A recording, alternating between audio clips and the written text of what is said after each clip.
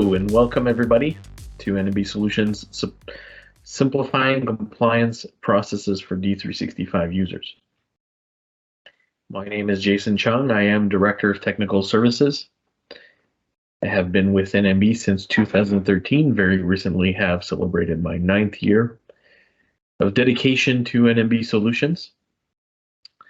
I have 20 plus years of IT experience, PMP certified and MBA candidate, hopefully my last year of study. And my industry experience is within the manufacturing, pharmaceutical, and food and beverage. Obviously, software development being my core focus. So here's the agenda for this short 30-minute session around simplifying compliance processes. So we'll do some topic intro, discuss compliance, what is compliance, and how it applies to the business and the marketplace. Then we'll jump into the NMB company, the gateway products, and we'll finish it off with a scenario. Right. So what does compliance mean?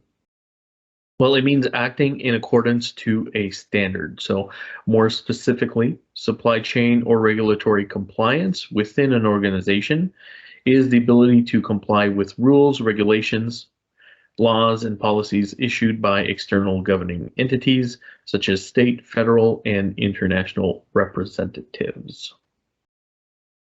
So in essence, what are the questions you should be asking yourself as a business? Should I be selling products to this person or this company? Can I purchase goods from this vendor? Do these commodities require export licenses to ship out to this country? Are there any embargoes or sanctions on this country? And essentially, who needs to follow these rules? Simple answer, everyone. Here are some examples of some lists of rules and regulations by government entities. In the US, there's some popular ones here. Office of Foreign Asset Control, the OFAC, with the specially designated nationals list, the SDN, Bureau of Industry and Security, and Federal Bureau of Investigation, and on the right side, non-US based entities like the Canada Office of the Superintendent of Financial Institutions, and so on and so forth. Most countries will have their own lists to be managed by those entities. So here are some common misconceptions around denied party screening. So screening does not apply to our business, industry, or country, right? Well, the rules apply to all businesses, not only to homeland security sensitive industries. So the regulations cover companies both in the United States and those outside the country that engage with the United States in any capacity, as well as all monetary transactions processed via US banks and financial institutions. So this is true for United States regulations. It's true for other countries of regulations as well. We don't need to screen because we only supply services, not products. False. If money is changing hands, then all parties to the transaction need to be screened. Well, we rely on third parties to screen for us, like freight forwarders. Not always true. So many companies make the mistake of thinking that the burden of compliance rests with the shipping or freight forwarding company, but this is not always the case. So the US government can designate the owner or seller of the merchandise being exported or imported as the importer or exporter of record, shifting the onus of compliance to both organizations.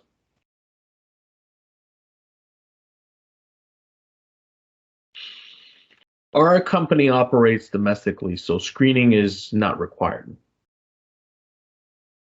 Wrong. There are a significant number of U.S. nationals located in the United States who can be found on watch lists. Again, the same is true for domestic within most countries. Export laws don't apply to us because we're located outside of the United States. Wrong. Regardless of where an organization's headquarters of subsidiaries are based, it is highly likely that some, if not all, transactions flow through the U.S. financial system at one point in the purchasing or supply chain process. As such, these transactions fall under the purview of the U.S. Department of Treasury's Office of Foreign Asset Control and therefore should be screened. Oh, we already screen our customers and contact once, so we don't need to do it again. False. New entities are being constantly added. There are many bad actors being uncovered in the world all the time. So it makes sense to say that someone not on a list today might be on one tomorrow. So the best way to mitigate risk in this scenario is through continual rescreening. To ensure compliance, organizations should be best served by screening all transactions at multiple points throughout the business workflow or sales cycle. We'll just pay the fine. Wrong. Or not so good. Treating fines as a business expense creates more problems than it solves. That's because after the first offense, the government will be closely watching you. If there are further violations, expect fines to ratchet up, along with other more severe actions, including revocation of export privileges, criminal penalties, and jail time. And in all of these outcomes, reversing negative media attention would be next to impossible. So there are countless examples in the world of such kind of things, and bad media coverage is really difficult to recover from. So even if you have the ability to pay fines, negative publicity is harder to get by.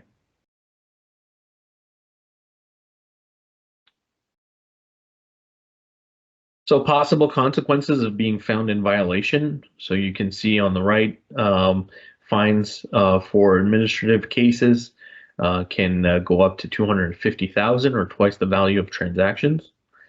And your export privileges may be suspended or revoked.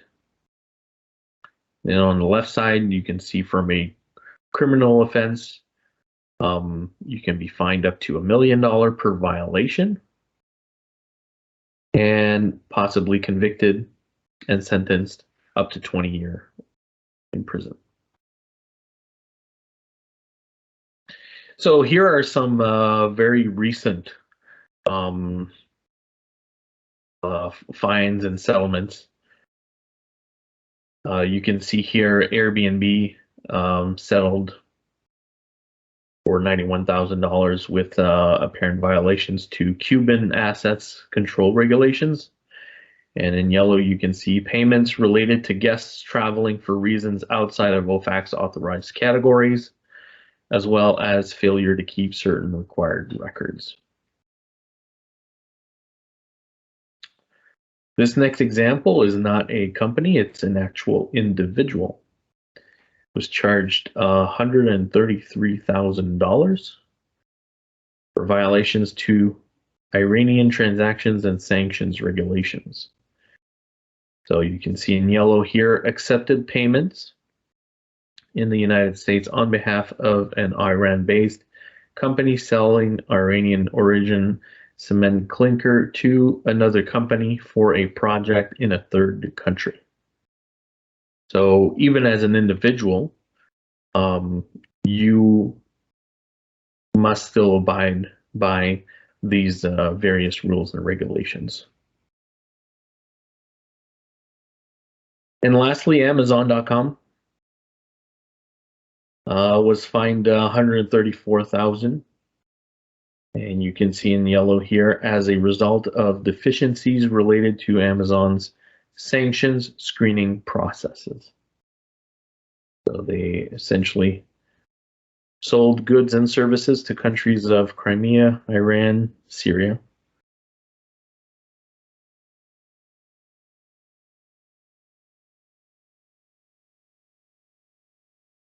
All right, so NMB, the company.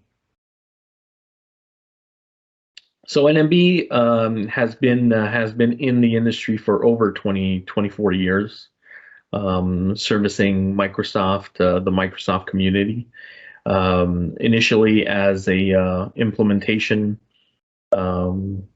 specialist, and then developing various independent software ISV products to support the ERP Microsoft community, and very specialized within the supply chain and logistics area. So how do we help? Here's our guide to simplify your business. We have a series of products and suites within the Gateway family to help manage parcel, transportation, global trade, and operations analytics.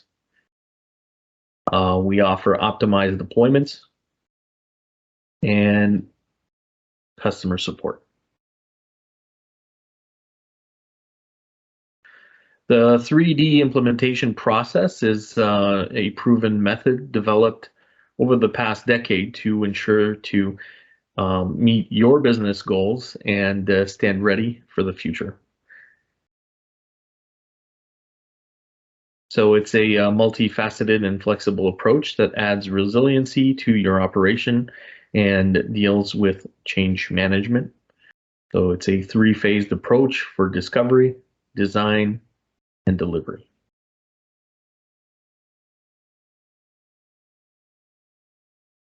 The products. So within the Gateway family of products, there are three main modules. There is the parcel management for small packages. There is the TMS, transportation management, which is for big cargo. And there is the denied party screening compliance product, which is the one that we're talking about today. So for denied party screening, quite a lot of things here that are offered as part of the product. So automated real-time screening throughout the entire process. And it starts from the very beginning at customer and vendor creation. So screening can happen at the contact name level, all the way to the company name and address, delivery address, business address, all of the different addresses that you can have in your system, and all the way through to sales order creation, sales order confirmation, release to warehouse, picking, packing, and shipping. The same is true for sales orders, purchase orders. And we also offer export license determination, for determining if licenses are required for specific commodities going to ultimate destinations in certain countries. Smart screening is the ability to choose the level of definition for your screening purposes. So how accurate do you want the screening to catch on to certain names or certain addresses? And there are also like sounds like and things like that of that nature. Obviously, embargoed countries and sanctioned countries are also part of the screening process. Throughout the entire process, there are full audit trails for every transaction and who authorized and why.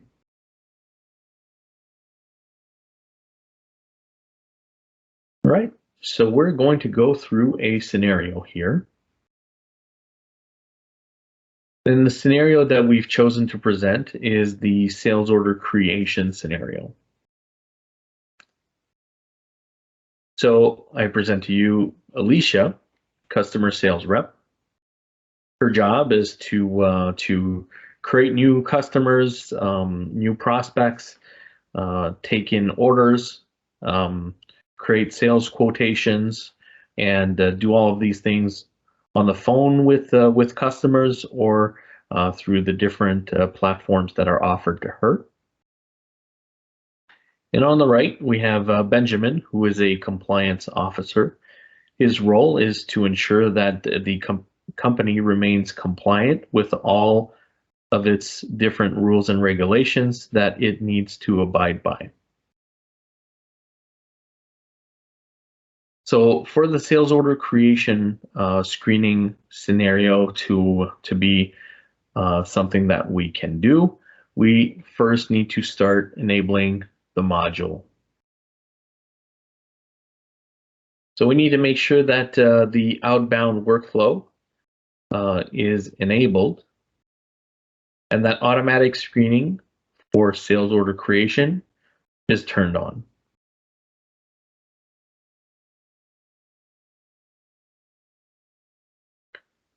So to describe the workflow itself, when a sales order creation process is triggered, new sales order is created, details are entered, and once the details are saved, the automatic screening will then happen. From this point, if there are no denied parties found, the process just continues as it should in standard D365. If there is a denied party found, then the denied party found flag is turned on. And now a compliance officer needs to approve or deny the transaction itself. So the compliance officer has the ability to review what was triggered and why it was triggered. So if there are, so which department, which government entity, what list, and if available, what citation, what volume, what paragraph that the denied party found has triggered on. So all the information relevant to the denied party found is available to the compliance officer. His role is then to review these information based on what was entered in D365 to make an educated assessment as to if this is a real threat or not, and if the transaction can be approved or denied. If it is approved, then the standard process will pursue. If it is denied, then the process is aborted.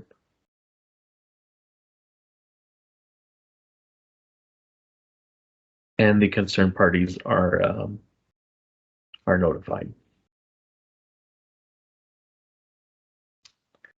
Right. So in our example, Alicia receives a phone call from a new company, and she then starts creating the customer information and sales order information to start dealing with this customer. So as she's entering the information and clicks OK, she gets a warning at the top that says validating address. Denied party has been found for this address. So this lets her know that that this process has been halted. She needs to get in touch with the compliance officer to get to understand what this is all about and what can be done, if she can pursue or not.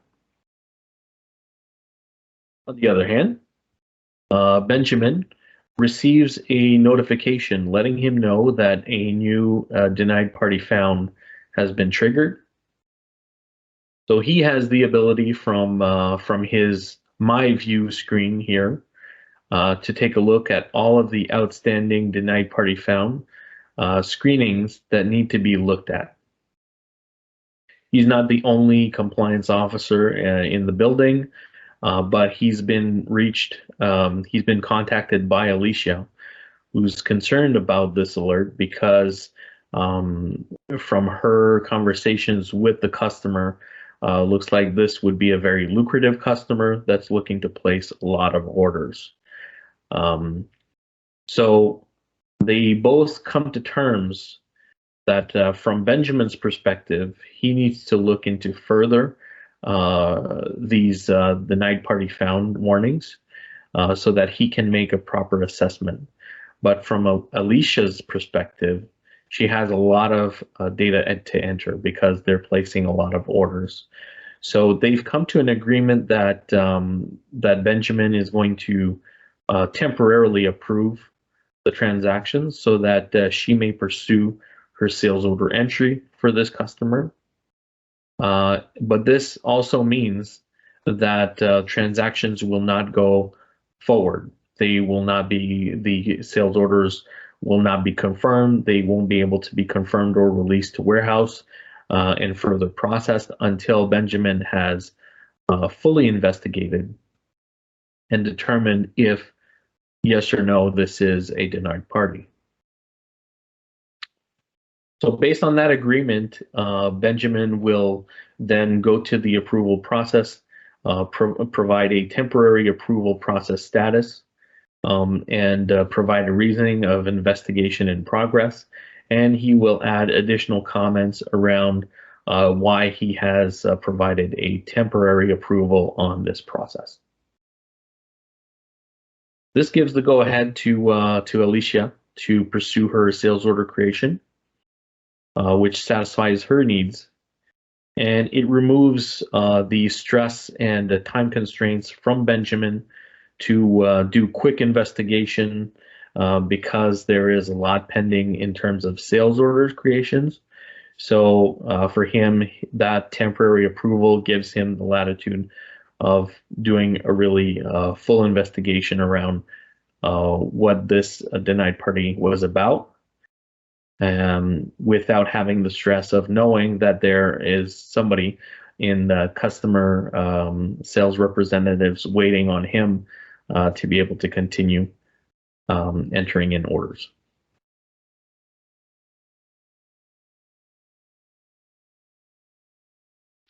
So in essence, that is the end of the presentation. I hope that that you've enjoyed. If you do need more information, you can always write to info@nmbsolutions.ca. Visit our website for more information about the different products and product sheets that we have. And you can always write to me as well. Thank you very much for your time and hope you have a great day.